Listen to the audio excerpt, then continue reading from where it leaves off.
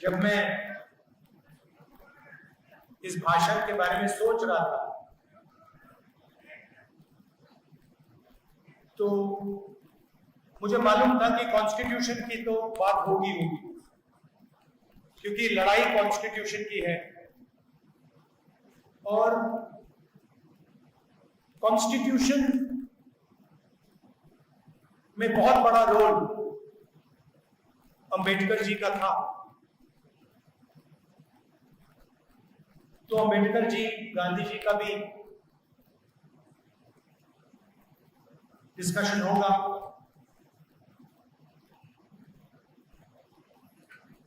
और फिर मुझे वो अंबेडकर जी के 3 शब्द याद आए, एजुकेट, एजुकेट, ऑर्गेनाइज। और मैं सोच रहा था कि अंबेडकर जी ने जब ये शब्द लिखे या बोले तो उसके पीछे सोच होगी। और मेरे दिमाग में सवाल उठा कि इन शब्दों का जो ऑर्डर है, सबसे पहले एजुकेट, उसके बाद में एजुकेट और उसके बाद में ऑर्गेनाइज। मतलब अगर आप अपने आप को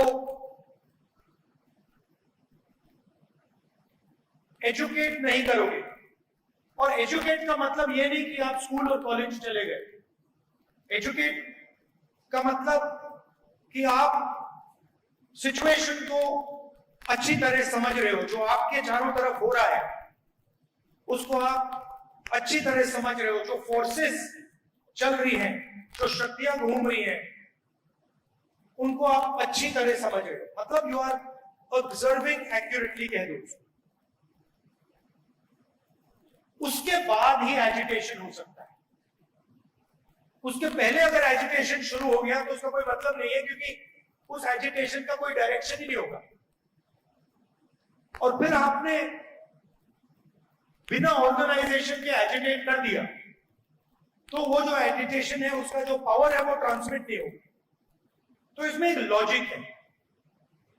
और फिर मैं सोच रहा था, जिसको आजकल मैं 90% कहता हूं, उसमें आप दलित वर्ग जोड़ दीजिए, उसमें आप ओबीसी वर्ग जोड़ दीजिए, आदिवासी वर्ग जोड़ दीजिए, माइनॉरिटीज जोड़ दीजिए, और उसमें अगर आप और ऐड करना चाहते हैं उसमें आप 5% गरीब जनरल क्लास भी जोड़ दीजिए। पूरा ऐड करेंगे तो 95%। और मैं सोच रहा था कि जब मैं छोटा था मैंने किंडरगार्टन से पोस्ट ग्रेजुएट किया। ठीक है, मैंने ग्रेजुएशन, पोस्ट ग्रेजुएशन हिंदुस्तान के बाहर किया, मगर स्कूल मेरा एजुकेशन पूरा हिंदुस्तान में था। और मैं सोच रहा था कि स्कूल एजुकेशन में मुझे अनटचेबिलिटी के बारे में, दलितों के बारे में कितनी किताबें पढ़ने को मिली, कितने चैप्टर्स थे। हिस्ट्री तो बहुत बड़ी है, आज 15% है, 3000 साल पुरानी हिस्ट्री है, मगर एजुकेशन सिस्टम में 3 लाइन, 5 लाइन, 20 लाइन। उसी तरीके से अगर आप ओबीसी कम्युनिटी को देखें, जो अभी आए, जिन्होंने मुझे मूर्ति दी, जैसे ही मैंने उनका हाथ मिलाया, अभी का एक्सपीरियंस बता रहा हूं आपको। कहां है?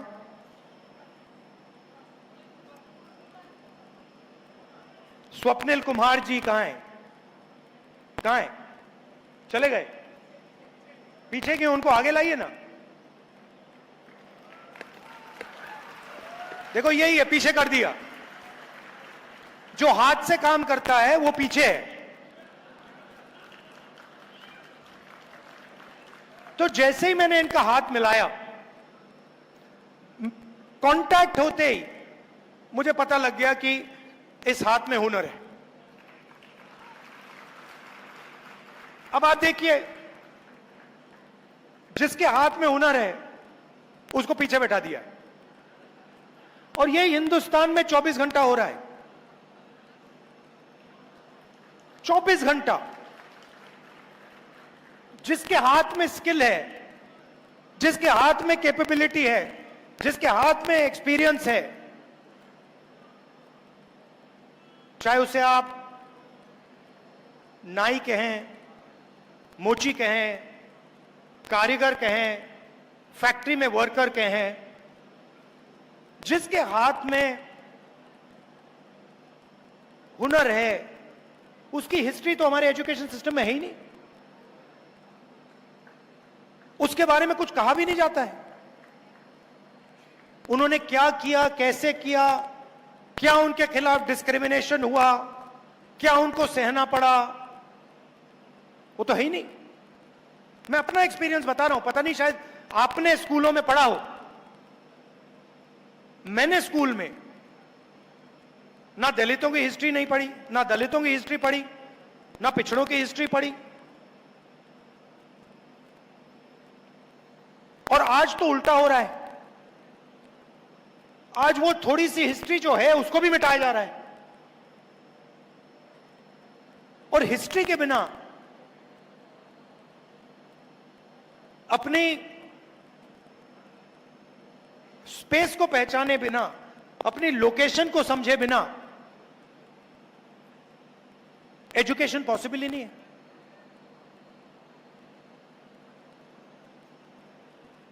तो जब हम एजुकेशन की बात करते हैं तो फिर सवाल उठना चाहिए कि ठीक है भाई, एजुकेशन सिस्टम में किसका कंट्रोल है?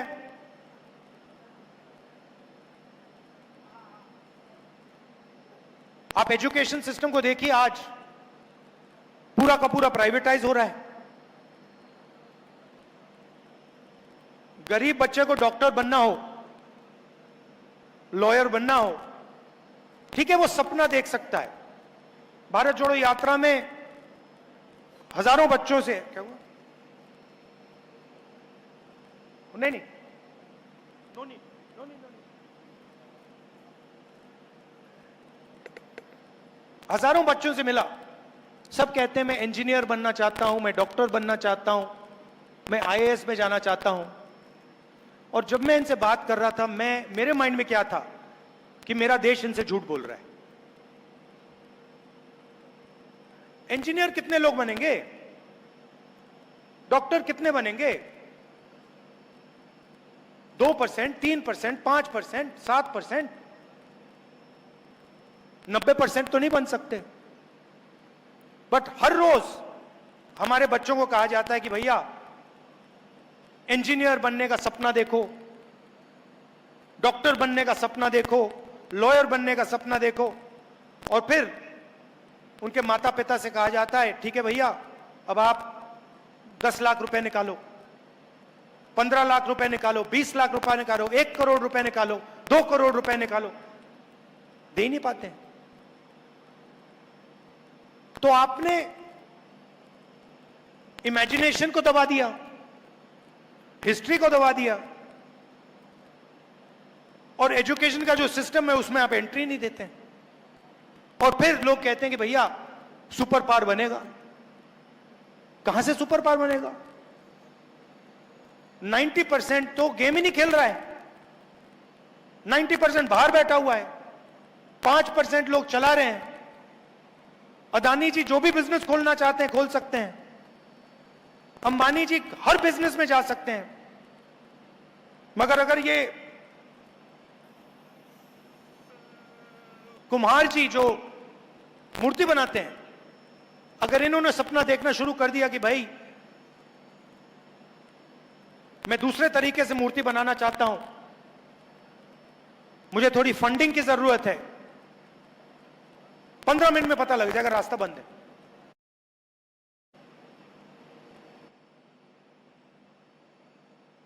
और एक तरफ से बंद नहीं है। मैंने पार्लियामेंट में बोला था, मैंने चक्रव्यूह की बात की थी, और बड़ी इंटरेस्टिंग बात निकली, चक्रव्यूह का दूसरा नाम पद्मव्यूह है। मतलब वो लोटस फॉर्मेशन है। अभिमन्यु को लोटस फॉर्मेशन ने मारा था। नॉर्मली उसको चक्रव्यूह कहा जाता है, वो पद्मव्यूह है। पद्म लोटस के शेप में है, और उसको भी 6 लोग चलाते थे। आज भी वही चक्रव्यूह है, पद्मव्यूह है, उसी को 6 लोग चला रहे हैं। और जो भी रास्ते थे, 90% के जो भी रास्ते थे, एक के बाद एक सिस्टमैटिकली बंद किए जा रहे हैं। हिस्ट्री बदली जा रही है। आप अगर आज किसी आरएसएस के वाइस चांसलर से पूछो, भाई हिंदुस्तान में अनटचेबिलिटी जैसी चीज थी, वो आपको कहेगा कभी नहीं थी।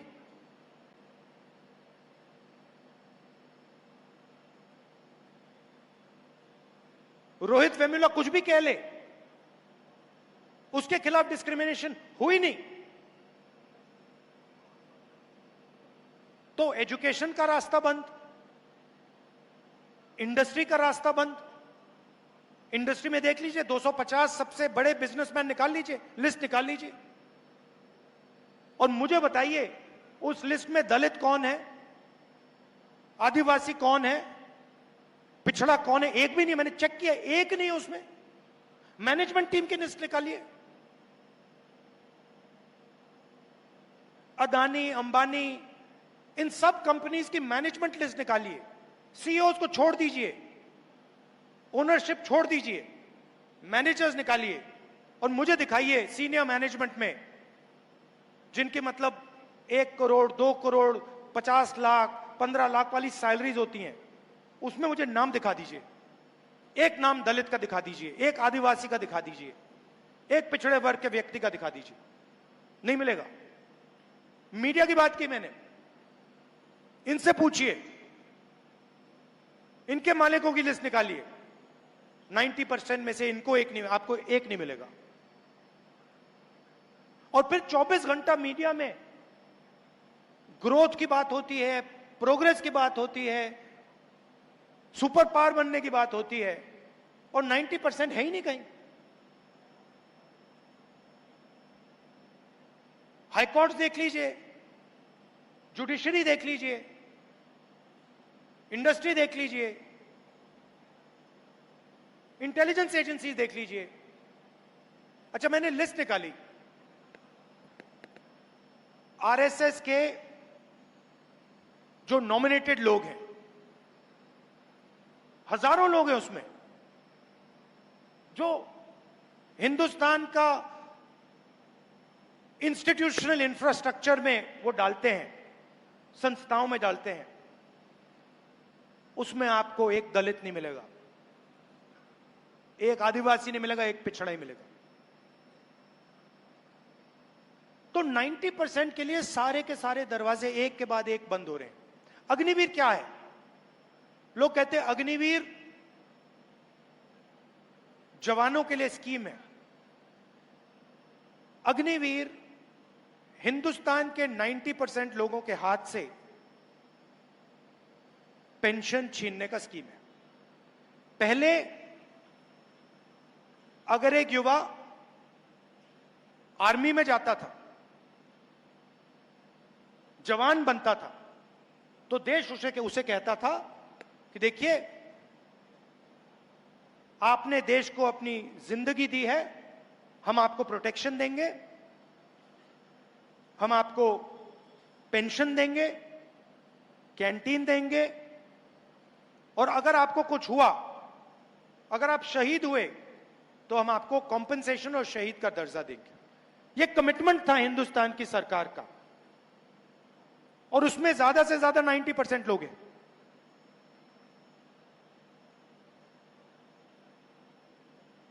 अग्निवीर किया, नाम बहुत सुंदर दिया, अग्निवीर। मगर अग्निवीर की सच्चाई क्या है?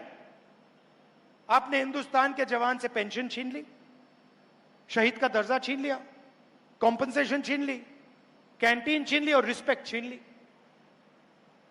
और आप सोचते हो कि उसको पता नहीं लगेगा।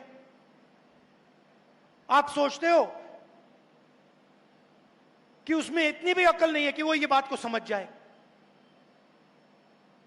आप जाइए रिक्रूटमेंट सेंटर में, जाइए, सब खाली पड़े हुए हैं,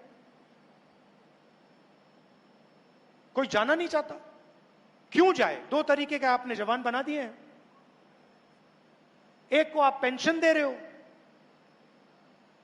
शहीद का दर्जा दे रहे हो, रिस्पेक्ट दे रहे हो, और उसी के साथ दूसरा जवान खड़ा है, उसका आपने नाम बदल दिया, उसको आपने अग्निवीर कह दिया, उसकी आपने पेंशन छीन ली, उसकी रिस्पेक्ट छीन ली, उसकी कैंटीन छीन ली, शहीद का दर्जा छीन लिया, कॉम्पनसेशन छीन लिया, और आप हिंदुस्तान को कह रहे हो देखो भैया हम बड़े देशभक्त हैं। मगर यह बात समझ आती है लोगों को। पहले पब्लिक सेक्टर हुआ करता था, पूरा का पूरा प्राइवेटाइज कर दिया। पहले उसमें रिजर्वेशन थी, अब पब्लिक सेक्टर गायब। एक के बाद एक प्राइवेटाइज हो रहा है। सक्सेसफुल पब्लिक सेक्टर यूनिट जो चल रहा है, प्राइवेट सेक्टर से कंपीट कर रहा है, पैसे बना रहा है, लोगों को रोजगार दे रहा है, वो प्राइवेटाइज हो रहे हैं। उसको प्राइवेटाइजेशन नहीं कहना चाहिए, उसको डी रिजर्वेशन कहना चाहिए कि आपने उसको वहां से रिजर्वेशन हटा दिया, डी रिजर्व कर दिया और आपने रिजर्वेशन हटा दी। तो अब सवाल उठता है कि सालों से आरएसएस और बीजेपी ये काम कर रहे हैं और फाउंडेशन यही है, कॉन्स्टिट्यूशन है। तो लड़ाई इसकी है, स्ट्रैटेजी ये है। मगर आगे क्या करना है? अगर हम कहें कि भैया कॉन्स्टिट्यूशन की रक्षा करनी है, तो फिर अगला पूछेगा भाई हां ठीक है, मगर कैसे? एक्शन क्या है कॉन्स्टिट्यूशन को बचाने की? तो दो तीन सिंपल से एक्शंस मुझे दिखाई दे रहे हैं। सबसे पहला एक्शन कॉन्स्टिट्यूशन को बचाने का, रिजर्वेशन की जो दीवार है 50% वाली, इसको तोड़कर हटाने का। क्योंकि आबादी 90% है और जब मैं हिंदुस्तान की सरकार को देखता हूं जो हिंदुस्तान के पूरे बजट को चलाता है, 90 आईएएस ऑफिसर्स इसको चलाते हैं। हिंदुस्तान के बजट का सारा पैसा, 100% पैसा ये 90 लोग डिसाइड करते हैं। 90 में से 3 ओबीसी हैं। आपकी आबादी 50% कम से कम, 90 में से 3 आपके। दलितों की आबादी 15%, उनके भी 3। आदिवासियों की आबादी 8%, उनका 1। मगर उससे बात समझ नहीं आती, 90 और 3 में से बात समझ नहीं आती। बात फाइनेंस से जब बात होती है तब समझ आती है। आपकी आबादी 50%, पिछड़ा वर्ग, ओबीसी, और हिंदुस्तान के बजट में अगर हिंदुस्तान 100 रुपए खर्च करता है तो 5 रुपए का डिसीजन ओबीसी अफसर लेते हैं।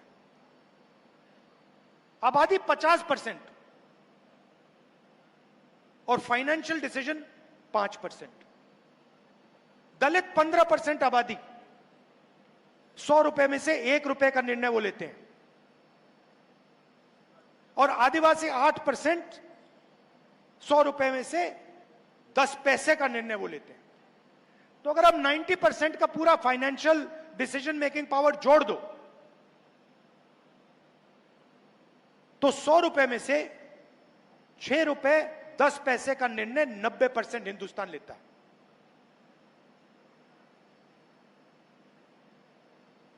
₹6 100 रुपए में से 90% डिसाइड करता है। तो दो चीजें तो बिल्कुल साफ है और मैंने पार्लियामेंट में कह दी है और वो शुरुआत है। पहला कदम ये जो बैरियर है 50% का, इसको कांग्रेस पार्टी और इंडिया गठबंधन लोकसभा राज्यसभा में बदलेगा। और हम मतलब ऐसे वायदे नहीं करते हैं, आप जानते हो, जब हम कुछ कहते हैं हम करके दिखाते हैं। ये हमारा रेप्यूटेशन है। हमने कहा कन्याकुमारी से शुरू होगी, कश्मीर में बंद होगा, खत्म होगी। कन्याकुमारी से कश्मीर गए।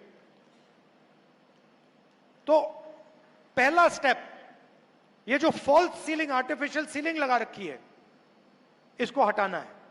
और दूसरा स्टेप, जिसको मैं क्रांतिकारी स्टेप कहता हूं, जाति जनगणना, कि यह पता लगाना है कि इस देश में पिछड़े वर्ग के लोग कितने हैं। आज कोई नहीं जानता। मैं कह रहा हूं 50% है, मगर लीगली कोई नहीं जानता। अगर आप मेरे पास आए और आपने कहा नहीं 10% है, तो लीगली आप भी सही हो, मैं भी सही हूं। जाति जनगणना के बाद आप मुझे कह नहीं पाओगे कि भैया आप 10% हो। मैं कहूंगा नहीं भैया 10 नहीं है, 50 है। दूसरी बात, जब हम जाति जनगणना की बात करते हैं, हम सिर्फ कास्ट सेंसस की बात नहीं करते हैं, हम इसमें दो और चीजें जोड़ना चाहते हैं। सबसे पहले, किसकी कितनी आबादी। दूसरा, इन अलग अलग वर्गों का हिंदुस्तान के फाइनेंशियल सिस्टम में कितनी पकड़ है, इनके हाथ में कितना धन है। दलितों के हाथ में कितना धन है, आदिवासियों के हाथ में कितना धन है, पिछड़ों के हाथ में कितना धन है। Socio economic survey. और उसके बाद जो मैं सोचता हूं उससे भी जरूरी, हिंदुस्तान की संस्थाओं में इन लोगों की कितनी पकड़ है। जुडिशियल सिस्टम में आदिवासी कितने हैं, दलित कितने हैं, पिछड़े कितने हैं, किस लेवल पे हैं। मीडिया में कितने हैं, किस लेवल पे हैं। ब्यूरोक्रेसी में कितने हैं। आईएएस ऑफिसर्स कहां कहां बैठे हैं, कौन कौन कहां है, कितना बजट कौन संभाल रहा है।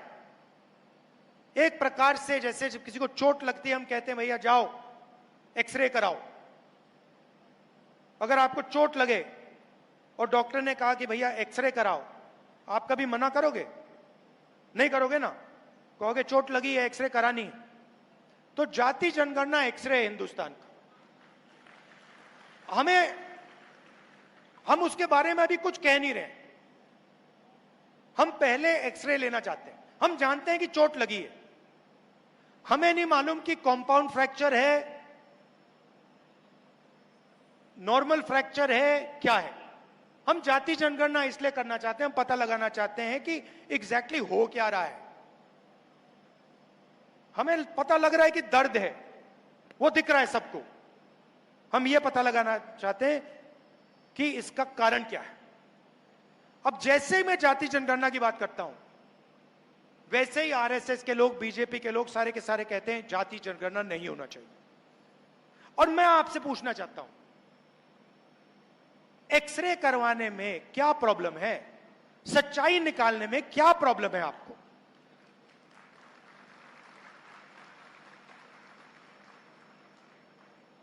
ये जाति जनगणना नहीं कराना चाहते हैं क्योंकि ये सच्चाई से डरते हैं।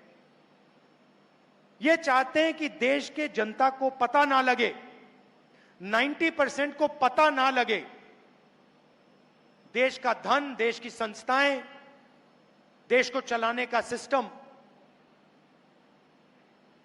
किसके हाथ में है, कितना किसके हाथ में। और यह भी मैंने कहा दिया है, खारगे जी ने कहा है, मैंने कहा है, कांग्रेस पार्टी की पूरी लीडरशिप ने वर्किंग कमेटी में कहा है कि 50% रिजर्वेशन की जो दीवार है उसको तोड़ेंगे और जाति जनगणना को लोकसभा में, राज्यसभा में पास करके दिखाएंगे। और आप यह भी समझ लीजिए, इसको कोई शक्ति नहीं रोक सकती है, दुनिया में कोई शक्ति नहीं है। मोदी जी कुछ भी कर लें, कोई भी डांस गाना कर लें, बीजेपी कोई भी नाच ले, आरएसएस कुछ भी कर ले, आप देखना, लिख के ले लो, जाति जनगणना हिंदुस्तान की लोकसभा और राज्यसभा में पास होगा और कानून बनेगा। और सच्ची राजनीति, 90% की जो राजनीति है, इन 2 कदमों के बाद शुरू होगी। क्योंकि फिर हमें 21वीं सदी है, डेटा के बिना, इंफॉर्मेशन के बिना कुछ होता नहीं है।